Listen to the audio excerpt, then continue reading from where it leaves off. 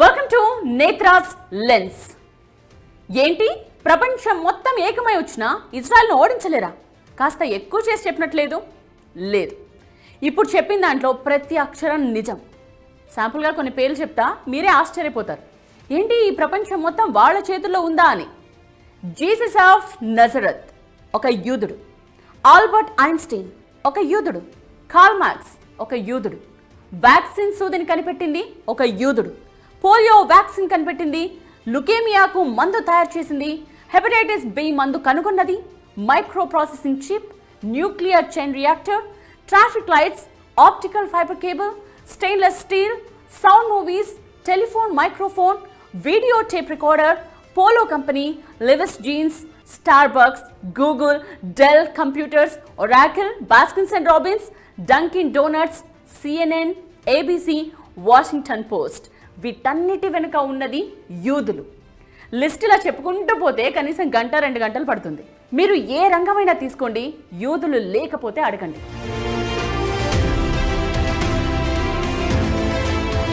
Okay, coming to the point. స్వర్గం కంటే గొప్పది ఏంటి అని యూదులను అడిగితే వచ్చే సమాధానం ఇజ్రాయెల్. అక్కడి అణువణువు వారికి పవిత్రమే.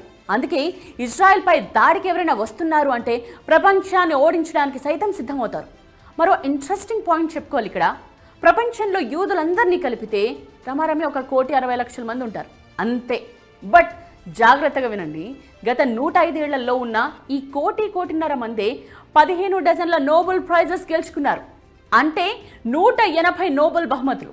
సో తమ బ్రెయిన్లో 1% ఇజ్రాయెల్ కోసం పెట్టినా, తమ సంపాదనలో 0.5% ఇజ్రాయెల్ కోసం ఖర్చు చేసిన, తమ ఆవిష్కరణల్లో 1-2 ఇజ్రాయెల్కు వినియోగించిన ఈ ప్రపంచం మొత్తం వారి ముందు దాసోహం అనక తప్పదు.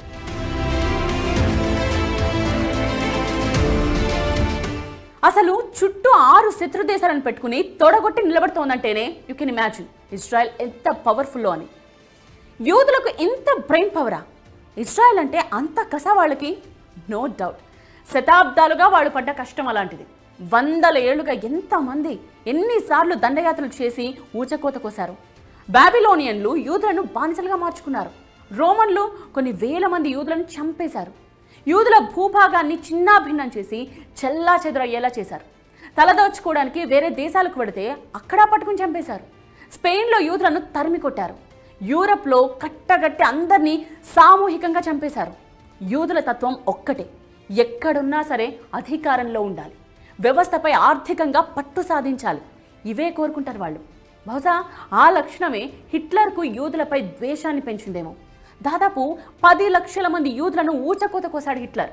అలా 100 ఏళ్ల పాటు ఎక్కడెక్కడో తలదాచుకున్న యూదులు 1900, 2000 మధ్య తిరిగి ఇజ్రాయెల్ చేరారు.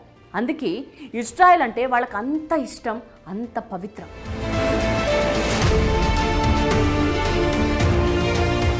సరే, ఇంతకీ ఇరాన్తో గొడవ ఏంటి? దీనికి ఆన్సర్ చెప్పుకునే ముందు కాస్త హిస్టరీకి వెళ్ళాలి. హోలీ ల్యాండ్, పవిత్ర భూమి. ఇజ్రాయెల్, పాలస్తీనా దేశాలు, జోర్దాన్, లెబనాన్ దేశాల్లోని కొన్ని ప్రాంతాలను కలిపి హోలీ ల్యాండ్ అంటారు. జాగ్రత్తగా గమనిస్తే ఇప్పుడు చెప్పుకునే ఈ దేశాల్లో ఇజ్రాయెల్ తప్ప అన్ని అరబ్ దేశాలే. బాగా గుర్తుంచుకోవాలి ఇక్కడ, ఈ హోలీ ల్యాండ్ను ఐక్యరాజ్య సమితి 1947లో విభజించింది. ఇజ్రాయెల్ను ఓ దేశంగా ప్రకటించింది. తమ పవిత్ర భూమిలో ఇజ్రాయెల్ కోసం ఒక ప్రాంతాన్నిచ్చి దాన్నొక దేశంగా గుర్తించడం ఏంటి అనేది అరబ్ దేశాల కోపం, ముఖ్యంగా పాలస్తీనా. సో పాలస్తీనా సివిల్ వార్కు దిగింది. ఈజిప్ట్ ఏమో గాజాను లాక్కుంది. జోర్దాన్ వెస్ట్ బ్యాంక్ ప్రాంతాన్ని కైవసం చేసుకుంది. అప్పటికే యూదులు మహాశక్తిమంతులయ్యారుగా. 1967లో జస్ట్ 6 రోజుల యుద్ధం చేసింది ఇజ్రాయెల్. అంతే, ఈజిప్ట్ నుండి గాజాను, జోర్దాన్ నుండి వెస్ట్ బ్యాంక్ను వెనక్కి తెచ్చుకుంది. బట్ గాజా నుండి ఇజ్రాయెల్కు నిత్యం దాడి ఎదురవుతూనే ఉంది. కారణం గాజాను హమాస్ పరిపాలించడం. ఆ హమాస్కు ఇజ్రాయెల్ ఎదిరించేంత ధైర్యం, సాహసం ఎక్కడదంటే పాలస్తీనా, Iran and other Arab countries. హమాస్కు ఇరాన్ పరోక్షంగా ఆయుధాలు సప్లై చేసింది, కావాల్సిన ధన సహాయం కూడా చేస్తూ వచ్చింది. సో ఇప్పుడు లింక్ తెలిసిందిగా, ఇరాన్ అంటే ఇజ్రాయెల్కు, ఇజ్రాయెల్ అంటే ఇరాన్కు ఎందుకంత కోపమో.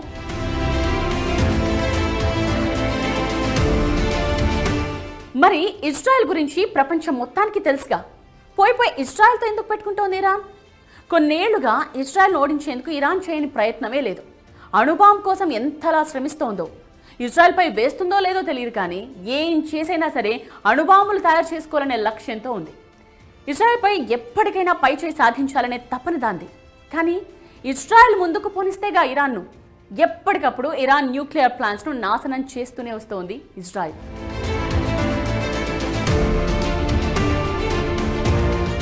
అది పక్కన పెడితే ఇజ్రాయెల్ బలం ఎంత, ఇరాన్ బలం ఎంత? అఫీషియల్ డేటా ఒకసారి చూద్దాం. International Institute for Strategic Studies IISS, Stockholm International Peace Research Institute SIPRI, ఈ రెండు సంస్థల డేటా ప్రకారం దేశ రక్షణ కోసం ఇరాన్ $7.4 బిలియన్ ఖర్చు చేస్తోంది. అంటే అటు ఇటుగా 60 నుండి 65 వేల కోట్ల రూపాయలు. బట్ ఇజ్రాయెల్ ఏకంగా $19 బిలియన్, మన కరెన్సీలో 170,000 కోట్లు. ఏ మాత్రం కంపారిజన్ లేదు. పైగా ఇజ్రాయెల్ జనాభా జస్ట్ 97 లక్షలు. మన హైదరాబాద్లో ఉన్నంత జనం కూడా ఉండరు. అదే ఇరాన్లో దాదాపు 9 కోట్ల జనాభా. కోటి మంది కూడా లేని ఇజ్రాయెల్ GDP $525 బిలియన్.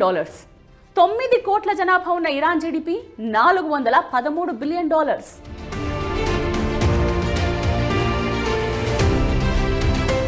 సరే, ఈ రెండు దేశాల సైనిక శక్తి ఎంత అది కూడా చూద్దాం.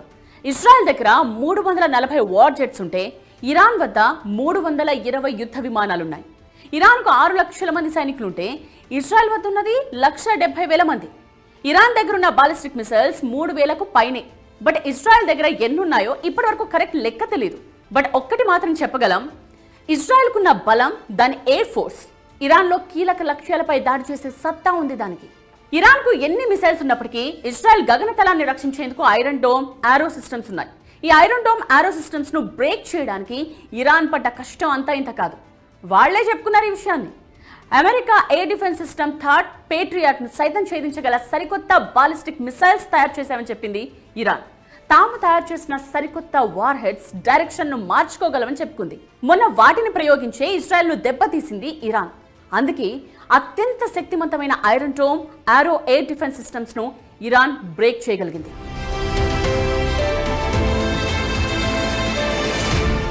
ఈ రెండు దేశాల మధ్య ముఖ్యంగా చెప్పుకోవాల్సింది సైబర్ వార్.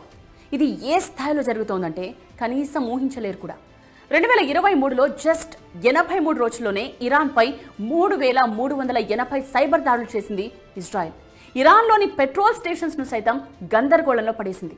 సరిగ్గా ఆ సమయంలోనే ఎందుకన్ని సైబర్ అటాక్స్ అంటే ఇరాన్లో అప్పుడు పార్లమెంట్ ఎన్నికలు జరుగుతున్నాయి కాబట్టి. అంటే రోజుకు 40 సైబర్ దాడులు, గంటకు దాదాపు 2 సైబర్ అటాక్స్ ఉక్కిరిబిక్కిరి చేసింది ఇరాన్ను.